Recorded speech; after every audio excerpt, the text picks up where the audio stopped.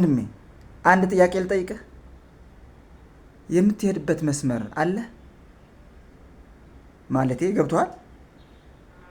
የህይወት ዓላማ አለህ ወይ?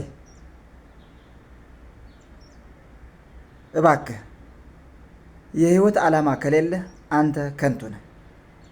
እርግጠኛ ነኝ በየቀኑ እየተደሰትክ አይደለህም። በየቀኑ ንቁ ሆነህ ራስህን በፍቅር ራስህን እያከበርክ አይደለህም። የዚሁ ትልቁ ምክንያት የህይወትህ አቅጣጫ ስለሌለህ ነው። ራዕይ፣ ግልጽ ያለ ራዕይ ስለሌለህ ነው። ነገር ግን የለህም ማለት አይደለም።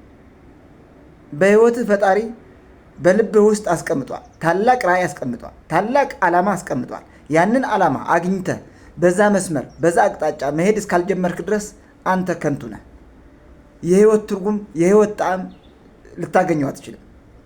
የህይወትህን ጣዕም፣ የህይወትህን መስመር ልታገኝ ከፈለክ ፈጣሪ በሰጠህን ትልቅ ራዕይ መስመር ውስጥ መግባት አለብህ። እሱን መፈለግ አለብህ። ገንዘብ አይደለም ደስታ የሚያመጣው።